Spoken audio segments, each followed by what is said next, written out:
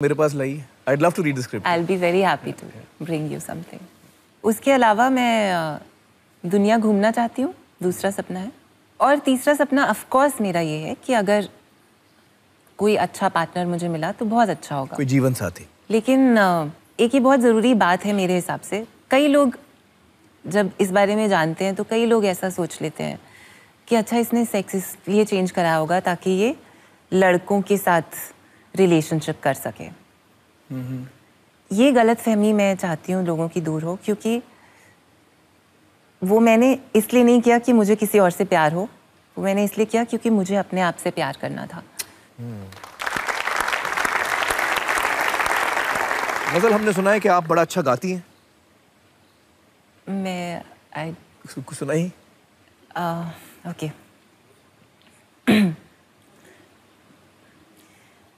ये हौसला कैसे झुके, ये आरज़ू कैसे रुके, मंजिल मुश्किल तो क्या, धुंधला साहिल तो क्या, तन्हा ये दिल तो क्या हो। ये हौसला कैसे झुके। ब्यूटीफुल। चलिए गजल, अब हम मिलना चाहेंगे आपके माता पिता से, जो मेरे लिए इस पूरी कहानी में वो सबसे बड़ी हीरो वही हैं। मैं नेता देना चाहूंगा भजन प्रताप सिंह जी को और सुकर्णी जी को।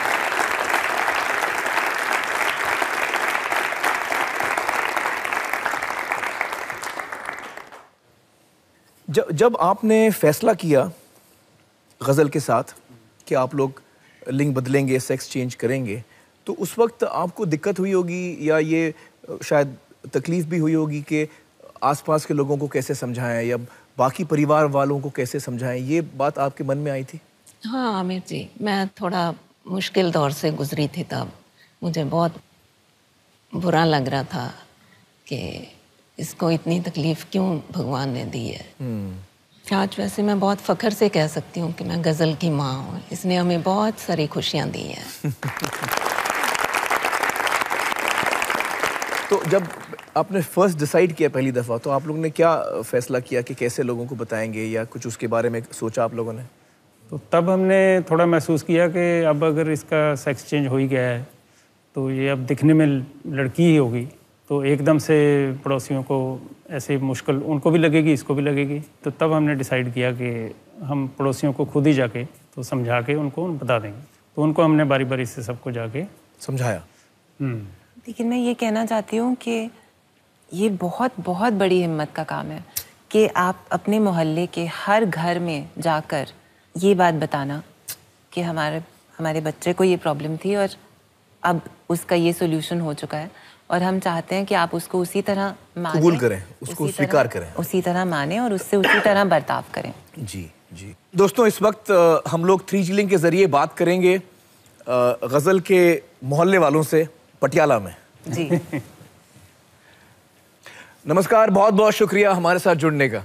तो जब आपको पता चला कि गजल लड़के से लड़की बनना चाहती है, तो आप लोगों का क्या रिएक्शन था? जब उसने डिसाइड किया कि मैंने जाना है इस चेंज के लिए, तो उसने फ़ोन पे मेरे साथ बात की थी कि आपको कैसे लग रहा है। तो मैंने उसको सिर्फ यही कहा था कि जो लोग तुम्हें प्यार करते हैं, तुम्हारे फ्रेंड्स, तुम्हारे रिलेटिव्स, दिल कीप लविंग यू। उनको कोई फ़र्क नहीं पड़ेगा आप कपड़ों के पीछे क्या हो।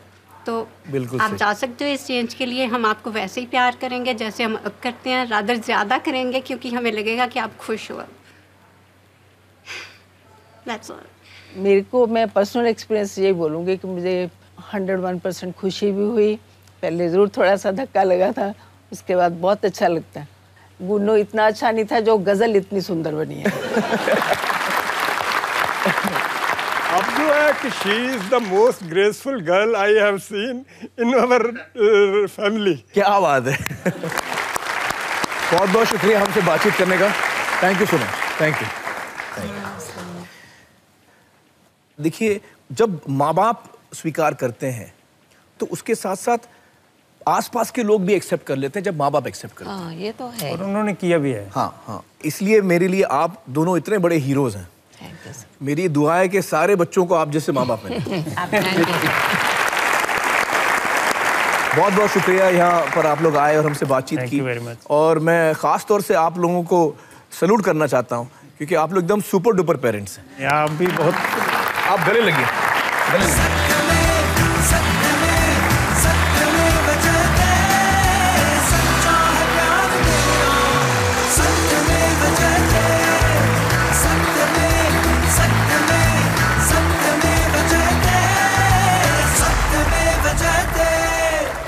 चलिए आइए दोस्तों, मिलते हैं हम अपने अगले मेहमान से। अजमेर के एक पढ़े लिखे मध्यम वर्गीय परिवार में जन्म हुआ था दीपक का। माता पिता, रिश्तेदार और आस पड़ोस के लोग बचपन से ही वे सभी के चहीते थे। परिवार से उन्हें भरपूर प्यार मिला। एक अच्छे स्कूल में पढ़ाई भी हुई। पढ़ाई में भी दीपक हमेशा ही अव्वल आते रहे। आज दीपक एक अच्छे पद पर काम कर रहे हैं और खुशहाल जिंदगी बसर कर रहे हैं। लेकिन उनकी जिंदगी में एक वक्त ऐसा भी था जब वो काफी हताश हो गए थे। अंदर ही अंदर घुट रहे थे। हालात इतने बिगड़ गए थे कि उन्होंने खुदकुशी करने की ठान ली थी। दीपक, ऐसा क्या हुआ था आपकी जिंदगी में कि आपने सोचा मैं अपनी जान भी ले लूं?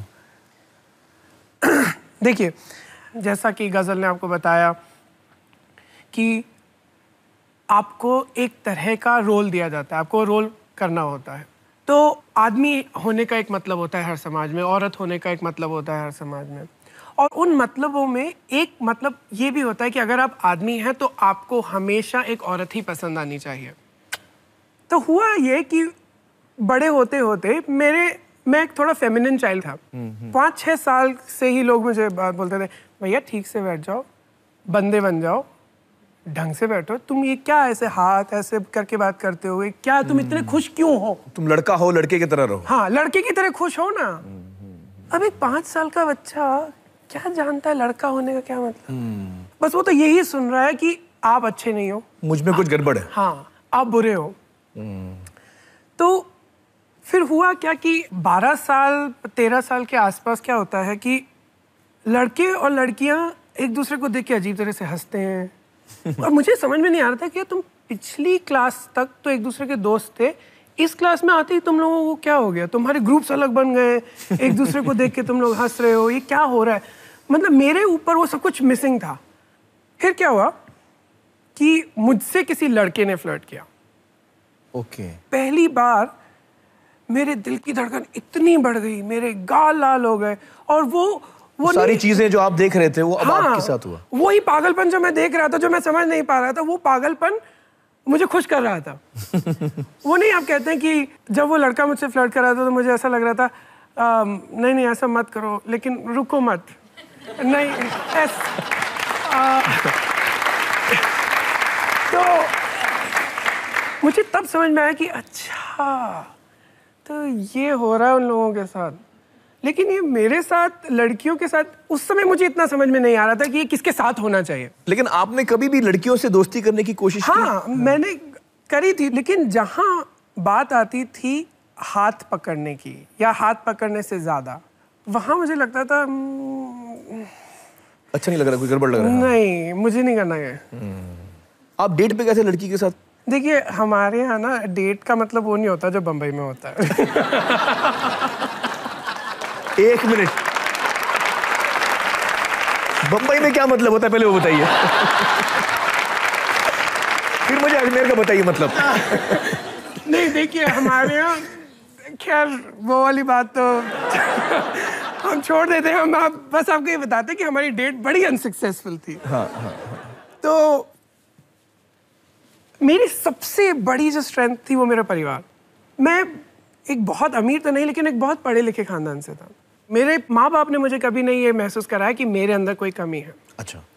तो अब क्या होता है, जब आपके माँ बाप इतने अच्छे हो तब आप उनको और प्राउड करना चाहते हो। तब आपको लगता है कि नहीं, आप उनकी शर्म नहीं, आप उनकी शान बनो।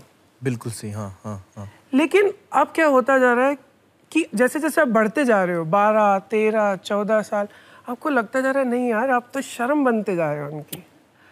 तो मैंने सोचा देखो बहुत ये शर्म की बात हो रही है, अब इससे ज़्यादा मैं शर्म नहीं दे सकता अपने पेरेंट्स को, मुझे मर जाते हैं अपन। मैं ब्लेड लेके बैठा रहता था। 11th और 12th में पढ़ाई में मन नहीं लग रहा है, कुछ नहीं आ रहा कि काटूं नहीं काटूं, दर्द हो रहा है, दर्द हो रहा है, दर्द हो रहा है, नहीं काटना है। फिर एकदम से मेरे दिमाग में आता था यार मेरी माँ मर जाएगी अगर मैं मर गया तो।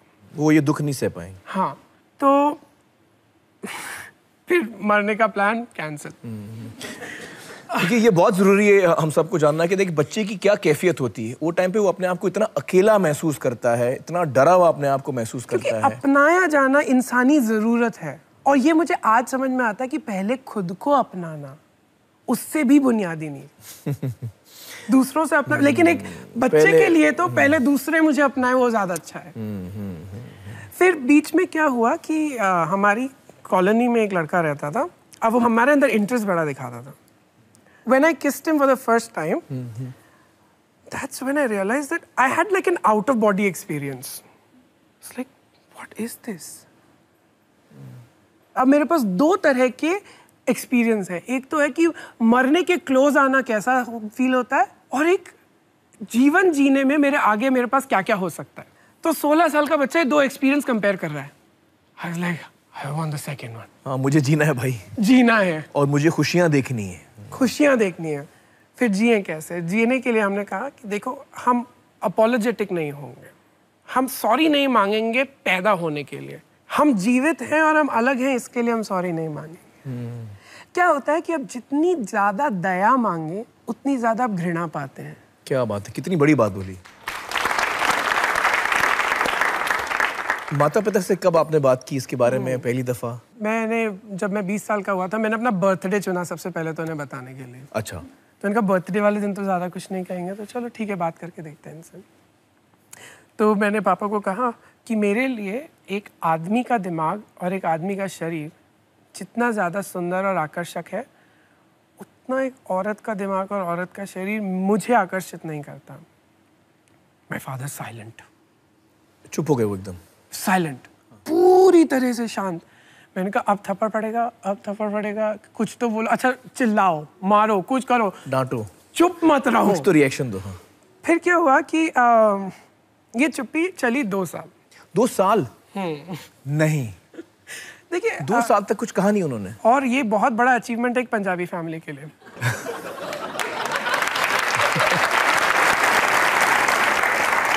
मुझे बताइए आपके माता पिता ने ये अल्टीमेटली ये जर्नी कैसे पूरी की? उन्होंने अपने डर और मेरे लिए प्यार, इन दोनों के बीच में जो बैलेंस बनाया। उन्होंने कभी ये नहीं कहा कि हम डरे हुए नहीं हैं या हमें सब कुछ समझ में आ गया, सब कुछ ठीक है। अपने डर के प्रति वो इतने सच्चे थे। उन्होंने कहा देखो मुझे समझ में नहीं आता, मुझसे इसके बारे में बात मत किया करो, तुम्हें जो करना तुम करो। तो उन्होंने कभी अपने डर को इस्तेमाल नहीं किया मुझसे नफरत करने के लिए। तो उनको डर भी लग रहा था, आपकी बात भी नहीं समझ रहे थे? अरे डर कितने हैं हमारे यहाँ। शादी, बच्चों को हम पैदा बड़ा करते हैं शादी के लिए। बेटा पढ़ ले, कौन शादी करेगा? नौकरी नहीं, कौन शादी, सबका आदत, कौन शादी करेगा? अल्टीमेटली हर चीज शादी पे आके रुकती है। एग्जैक्टली। तो जब आप ऐसे समाज में रहते हैं जहाँ शादी सारी समस्याओं की हल देखी जाती है, वहाँ डर क्या होंगे? अरे भाई तो अकेला रह जाएगा, अभी तो अच्छा लग रहा है, अभी जवान है, बुढ़ापे में कौन साथ होगा तेरे। तो जब आप किसी आदमी से बात करें तो उसके आर्ग्यूमेंट से ज़्यादा उससे डरों से बात कीजिए। होमोसेक्सुअलिटी को साइड में रखते हैं, पहले डर के बारे में बात करते हैं कि क्या गारंटी है अगर मैंने शादी कर ली